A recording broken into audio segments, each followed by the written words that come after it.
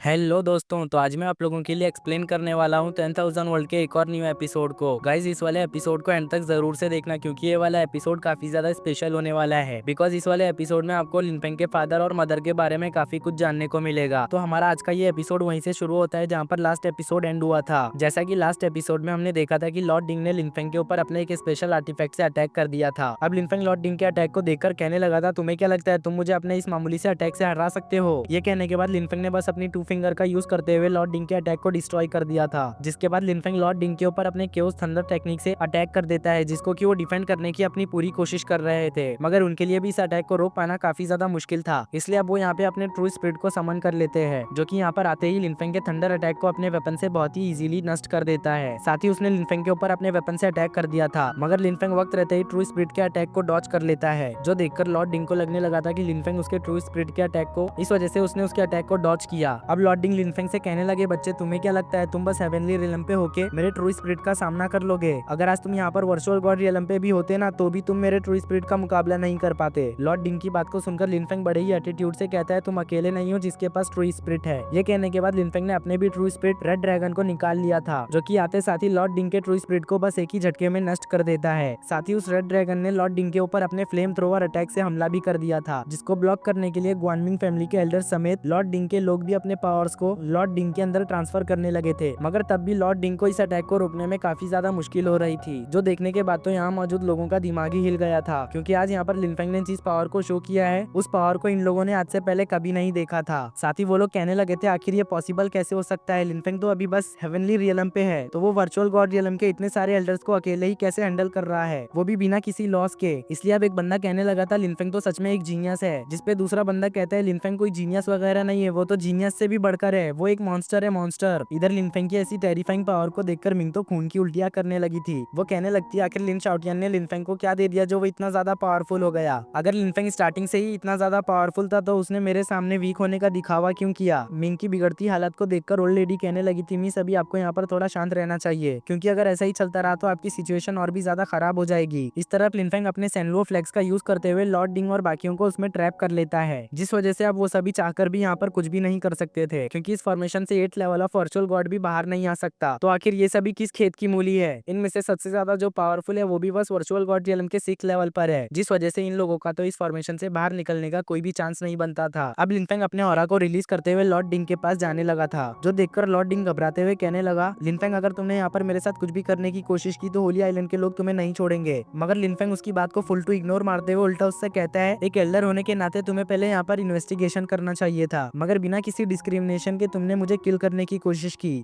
इस वजह से ये एक बहुत ही बड़ा क्राइम है और इसे नजरअंदाज तो बिल्कुल भी किया नहीं जा सकता। ये कहने के बाद लिनफेंग ने अपने यहाँ पर ट्रू फायर को निकाल लिया। अब वो अपने ट्रू फायर का यूज करते हुए लॉर्ड डिंग को किल कर देता है, जो देखकर लॉर्ड डिंग के साथी लिनफेंग को धमकाते हुए कहने लगे थे, आखिर तुम्हारी हिम्मत कैसे हुई हमारे लॉर्ड डिंग को मारने की? तुम्हें पता भी है वो कौन थे? वो होली आइलैंड के एक एल्डर थे। इस वजह से अब तुम्हें होली आइलैंड के ट्रू गॉड बिल्कुल भी नहीं छोड़ेंगे। मगर लिनफेंग उनकी भी बात को इग्नोर करते हुए उन्हें भी यहाँ पर किल कर देता है। अब लिनफेंग यहाँ पर ग्वानमिंग फैमिली के एल्डर्स को जिंदा छोड़ देता है, क्योंकि उसे यहाँ पर अपने फादर के रिलेटेड उनसे कुछ सवालात पूछने थे। इसलिए लिनफेंग उनसे कहता है, अगर तुम मेरे सवालों का सही सही जवाब दो तो मैं तुम्हें जिंदा छोड़ दूंगा। जो सुनकर तो एल्डर लियू बिल्कुल भी राजी नहीं हो रहा था, क्योंकि उसका घमंड 7वें आसमान पर पहुंच चुका था, बिकॉज वो ग्वानमिंग फैमिली का एक एल्डर है। इसलिए एल्डर लियू लिनफेंग को धमकाते हुए कहने लगे थे, लड़के आज तुमने हमें इस तरह जलील करके बिल्कुल भी अच्छा नहीं किया। तुम बस ग्वानमिंग फैमिली के सबसे पावरफुल एंसेस्टर का इंतजार करो, वो तुम्हें बिल्कुल भी जिंदा नहीं छोड़ेंगे, क्योंकि उनकी पावर वर्चुअल गॉड रियलम के पीक पर है। साथ ही उनके पास ट्रू गॉड लेवल का एक आर्टिफैक्ट भी है, जिनके सामने तो तुम बिल्कुल भी टिक नहीं पाओगे। जो सुन के तो लिनफेंग का दिमाग ही सटक जाता है। इस वजह से वो बिना वक्त जाया किए हुए बस अपने 2 फिंगर का यूज करते हुए एल्डर लियू को वहीं पर खत्म कर देता है। जो देखकर तो एल्डर हाउ घबरा गए थे। वो समझ जाते हैं कि अगर लिनफेंग के सामने उन्होंने ऐसी शांति दिखाने की कोशिश की तो उनका भी हाल बिल्कुल इसी तरह का होगा। इसलिए अब वो लिनफेंग के सामने जान की भीख मांगते हुए कहने लगे थे, तुम्हें जो कुछ भी पूछना है पूछो, मैं तुम्हें सब कुछ सही सही बताऊंगा, बस तुम मुझे यहाँ पर मारना मत। तो लिनफेंग उससे कहता है कि मेरे फादर के साथ जो कुछ भी हुआ है तुम मुझे उसके बारे में डिटेल में बताओ। तो अब वो लिनफेंग को बताने लगे थे कि तुम्हारे फादर सच में बहुत ही ज्यादा पावरफुल और टैलेंटेड थे, जिस वजह से उन्हें यहाँ पर आउटर वर्ल्ड की की एक पावरफुल लेगेसी मिली थी जिसके बारे में स्पिरिचुअल रियलम में सबको पता चल गया था। इसलिए सभी पावरफुल सेक्ट बस लिन शाओटियन से उस लेगेसी को किसी न किसी तरह से छीनना चाहते थे, मगर वो ऐसा डायरेक्टली नहीं कर सकते थे क्योंकि लिन शाओटियन बहुत ही ज्यादा पावरफुल था। लेकिन एक दिन अचानक से एक न्यूज लीक हुई कि तुम्हारे फादर किसी पॉइजन का शिकार हो गए हैं, इसलिए तुम्हारे फादर को उस पॉइजन को डिटॉक्सिफाई करने के लिए इमॉर्टल सन फ्रूट की जरूरत थी। तो लिन शाओटियन उस फ्रूट को हासिल करने के लिए सन अभ्यास में चला गया। जैसा कि अभी के लिए उन लोगों को पता चला था कि लिन शाओटियन पॉइजन से अफेक्टेड है, तो ये मौका लिन शाओटियन से उसकी लेगेसी को छीनने का बहुत ही अच्छा था। इसलिए हम सभी भी उसके पीछे पीछे सन अभ्यास में चले गए। लेकिन हमें वहाँ पर जाने में काफी ज्यादा देर हो गई थी। लेकिन जब हम वहाँ पर गए तो हमें पता चला कि हम लोगों से पहले ही कुछ मिस्टीरियस लोगों ने लिन शाओटियन से फाइट किया, जो सभी वर्चुअल गॉड रियलम के स्ट्रॉन्ग कल्टिवेटर थे। मगर लिन शाओटियन अकेले ही उन सभी को हराकर वहाँ से निकल गया और उस दिन के बाद से आज तक हमें लिन शाओटियन के बारे में कोई भी न्यूज नहीं मिली। इसलिए सभी लोगों को लगने लगा कि लिन शाओटियन मारा गया। जिसपे लिनफेंग एल्डर हाउस से पूछता है मेरे फादर ने जिन लोगों से फाइट की थी आखिर वो कौन थे। तो एल्डर हाउस बताता है कि मुझे इसके बारे में ज्यादा कुछ नहीं पता क्योंकि उन सभी के चेहरे ढके हुए थे, मगर इतना तो क्लियर था कि वो कोई मामूली लोग नहीं थे। तो लिनफेंग उस चीज को कंफर्म करने के लिए एल्डर हाउ के माइंड को चेक करता है क्योंकि लिनफेंग को अभी भी एल्डर हाउ पर पूरा यकीन नहीं था। अब लिनफेंग को पता चल जाता है कि एल्डर हाउ यहाँ पर बिल्कुल सच बोल रहा है। तो लिनफेंग अपने मन में कहने लगा था मेरा स्ट्रॉन्ग होना बस मैटर ऑफ टाइम की बात है, जिसके बाद तो मैं इतना ज्यादा पावरफुल हो जाऊंगा कि कोई भी मुझे रोक नहीं पाएगा। और जिस किसी ने भी मेरे फादर को चोट पहुंचाने की कोशिश की, मैं आज नहीं तो कल उन लोगों का पता लगाकर ही रहूंगा। जिसके बाद लिनफेंग एल्डर हाउस से कहता है तुमने मेरे सभी सवालों का जवाब अच्छे से दिया है, इस वजह से मेरे कहे मुताबिक मैं तुम्हें किल नहीं करूंगा, लेकिन आज तुमने जो किया है उसका तो खामियाजा तुम्हें यहाँ पर भुगतना ही होगा। ये कहने के बाद लिनफेंग एल्डर हाउ की कल्टीवेशन को पूरी तरह से डिस्ट्रॉय कर देता है, जिस वजह से आज के बाद एल्डर हाउ कभी भी कल्टीवेट नहीं कर पाएंगे।